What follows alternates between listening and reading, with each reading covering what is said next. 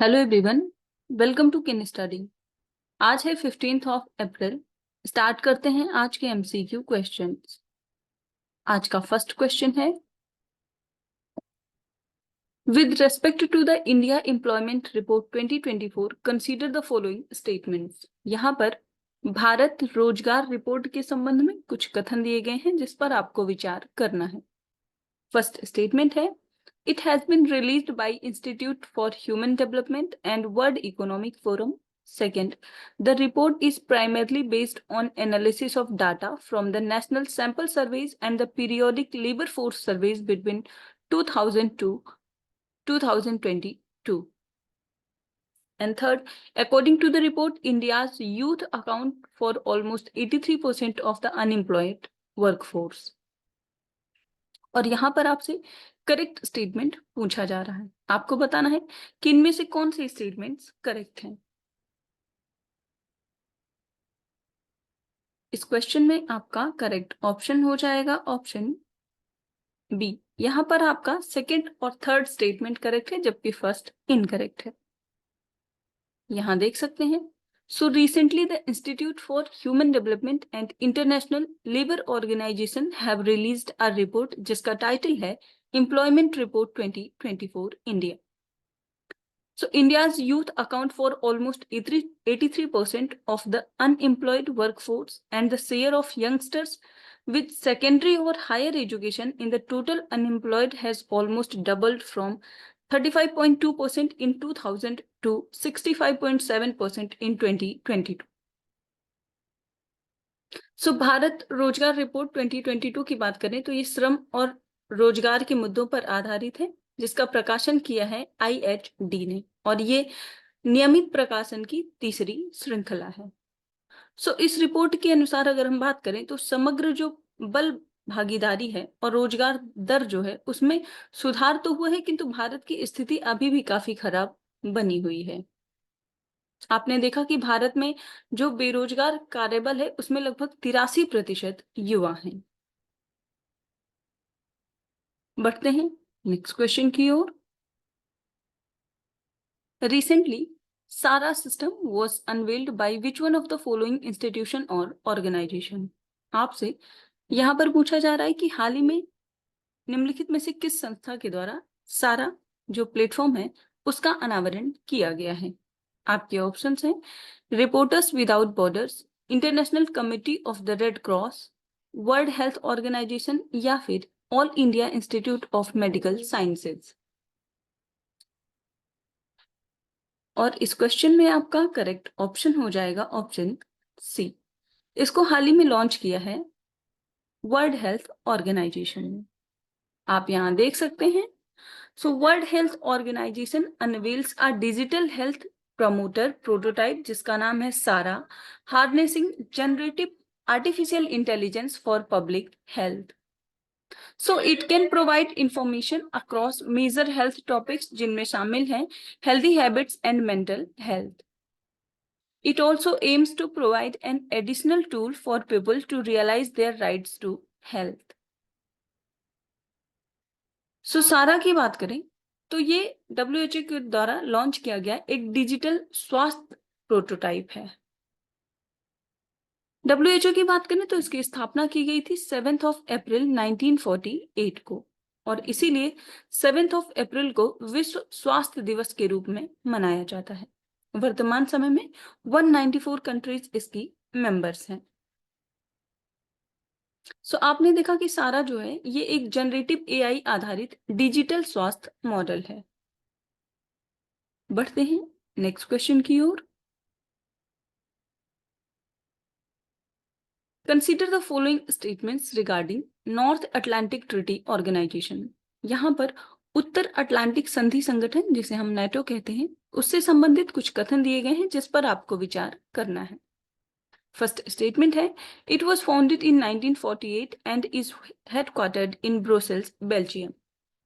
Second, the France is the only country in the history of NATO that has left and rejoined the group. Third, Sweden and Finland are the latest joiners of the NATO grouping.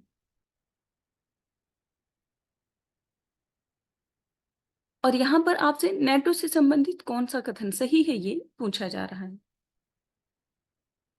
इस question में आपका जो correct statement हो जाएगा वो होगा option B. आपके यहाँ पर थर्ड और फर्स्ट जो स्टेटमेंट है वो करेक्ट है, जबकि सेकंड इनकरेक्ट है। आप यहाँ देख सकते हैं। सो नेटो की बात करें तो इसको नॉर्थ अटलांटिक अलायंस भी कहा जाता है और ये इंटर गवर्नमेंटल मिलिट्री अलायंस है ऑफ 32 मेंबर स्टेट्स, जिसमें 30 यूरोपियन हैं और 2 नॉर्थ अमेरिकन कंट्रीज हैं। So it was founded on the principle of collective defense, meaning that if one NATO ally is attacked, then all NATO allies are attacked, and it is the largest peacetime military alliance in the world. NATO की बात करें तो उसका main जो headquarter है वो Brussels Belgium में है, जबकि इसका जो सैन्य हेडक्वार्टर है वो मोन्स बेल्जियम में स्थित है। वर्तमान समय में नेटो के महासचिव हैं जेन्स स्टोल्टेनबर्ग, और रिसेंटली जिस कंट्री ने इसे ज्वाइन किया है वो है फिनलैंड। बढ़ते हैं नेक्स्ट क्वेश्चन की ओर। Recently, who has become the first Indian monk to be honored with the American President Gold Volunteer Service Award? यहाँ पर आपसे पूछा जा रहा है हाल ही में अमेरिकी राष्ट्रपति के गोल्ड वॉलंटियर सर्विस पुरस्कार से सम्मानित होने वाले पहले भारतीय भिक्षु कौन बने हैं? आपके ऑप्शंस हैं आचार्य लोकेश मुनि, राघवेश्वर भारती, विजयेंद्र सरस्वती या फिर भारती तीर्थ। और इस क्वेश्चन में आपका करेक्ट ऑप्शन हो जाएगा ऑप्शन ए। ये सम्मानित किया गया है आचार्य लोकेश मुनि को। आप यहाँ देख सकते हैं जैन आचार्य लोकेश मुनि is the first Indian monk to receive the American President's Gold Volunteer Service Award in 2024. And he is the founder of Ahimsa Vishwabharati and World Peace Center, and he is recognized for his contribution to humanity and the public good. So he has said that receiving the award is a matter of pride, and that it honors Indian culture, spiritual values, and Jain principles of Lord Mahavir.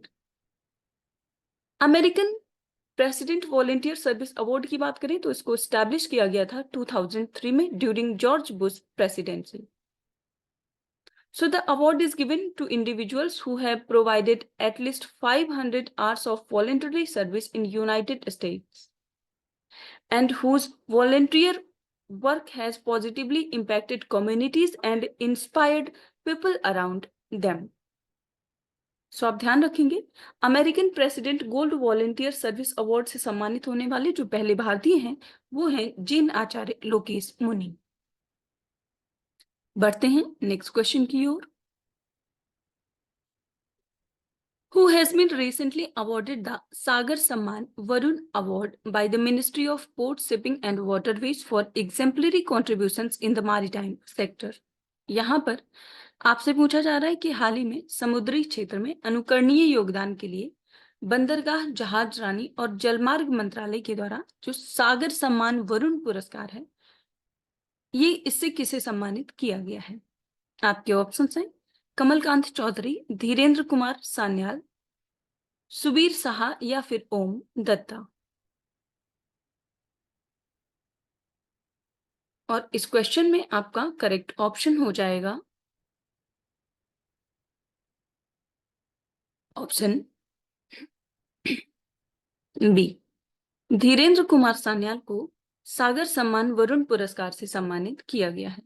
आप यहाँ देख सकते हैं so on the occasion of 61st national maritime day the ministry of port, shipping and waterways awarded the Sagar Samman awards acknowledging exemplary contributions within the maritime sector. So award was presented during the event organized by the National Maritime Day celebration Central Committee at Yashwantrao Chavan centre in Nariman point, Mumbai, Maharashtra. तो इस event का जो organisation है वो organise किया गया है इसे महाराष्ट्र में। The observance of National Maritime Day 2024 was centered around the theme Sustainable Shipping Opportunities and Challenges. इसके साथ ही अगर हम विनर्स की बात करें तो सागर सम्मान वरुण अवार्ड से सम्मानित किया गया है धीरेन्द्र कुमार सान्याल को। सागर सम्मान अवार्ड फॉर एक्सीलेंस, इससे सम्मानित किया गया है कैप्टन कमलकांत चौधरी को। और साथ ही सागर सम्मान अवार्ड फॉर गैलेंट्री, इस अवार्ड से सम्मानित किया गया है कैप्टन सुबीर साहा और कैप्टन ओम दत्ता को। आप ध्यान रखेंगे कि इस वर्ष नेशनल मैरीटाइम डे जो एडिशन है वो 61st सेलिब्रेट किया गया है। बढ़ते हैं नेक्स्ट क्वेश्चन की ओर। Recently Indian coast guard aquatic centre has been inaugurated at which place? आपसे यहां पर पूछा जा रहा है हाल ही में किस स्थान पर भारतीय तटरक्षक जलीय केंद्र का उद्घाटन किया गया है? आपके ऑप्शंस हैं तूतीकोरिन तमिलनाडु, विशाखापट्टनम आंध्र प्रदेश, रामेश्वरम तमिलनाडु या फिर काकीनाडा आंध्र प्रदेश।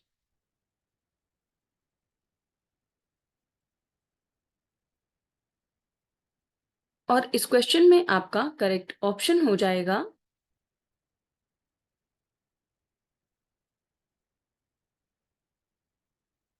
Option C. इसको इनॉग्रेट किया गया है रामेश्वरम तमिलनाडु में। आप यहां देख सकते हैं the director general Rakesh Pal of Indian Coast Guard opened the Indian Coast Guard Aquatic Center in ICTS Mandapam near Rameswaram, Tamil Nadu on 6th of April 2024. So during his 4-day tours across Tamil Nadu, Andhra Pradesh and Puducherry, he assessed operational readiness and infrastructure development. Interacting with the officers, he emphasized a collective vision for safe seas. So Indian coast guard की बात करें तो इसको establish किया गया था 1977 में under the ministry of defence and Indian coast guard aimed to combat smuggling and protect maritime resources. Formally इसको इनॉग्रेट किया गया 1978 में by the prime minister Morarji Desai. So आप ध्यान रखेंगे ये ऑपरेट करता है under the ministry of defence. वर्तमान समय में इसके डायरेक्टर जनरल हैं राकेश पाल और इसका हेडक्वार्टर है नई दिल्ली में। बढ़ते हैं नेक्स्ट क्वेश्चन की ओर। लूनर पोलर एक्सप्लोरेशन मिशन, जिसे लूपेक्स कहते हैं, recently seen in the news is a joint mission between which two space agencies? आपसे यहां पर पूछा जा रहा है चंद्र ध्रुवीय अन्वेषण मिशन जो है वो हाल ही में समाचारों में देखा गया है और आपको बताना है कि ये किन दो अंतरिक्ष एजेंसियों के बीच का एक संयुक्त मिशन है। आपके ऑप्शंस हैं ISRO and JAXA, NASA and ISRO, CNSA and Roscosmos या फिर ESA एंड नासा। और इस क्वेश्चन में आपका करेक्ट ऑप्शन हो जाएगा ऑप्शन ए। ये जो संयुक्त मिशन है ये इसरो और जापान एरोस्पेस एजेंसी जो है उसके मध्य है। आप यहां देख सकते हैं so the lunar Polar Exploration Mission is a joint mission between Indian Space Research Organization and the Japanese Aerospace Exploration Agency to explore the moon's South Pole region. So इसमें ये है कि JAXA provide करेगा launch vehicle and rover while ISRO will contribute with the lander. Equipped with the tools to measure water content in the lunar sand and conduct drilling and sampling, the rover promises vital insight into the moon's polar region. तो आप ध्यान रखेंगे LUPEX जो mission है ये इसरो और Japan aerospace जो agency है उसके मध्य आयोजित किया जा रहा है and the mission is expected to begin in 2026। सो अभी इस प्रकार चल रहा है। इसके साथ ही आप कमेंट करके बताएंगे कि जो मिशन चंद्रयान था उसकी लैंडिंग पॉइंट का नाम क्या रखा गया है। सो आज के करंट अफेयर सेशन में इतना ही। Thank you for watching. Do like, share and subscribe.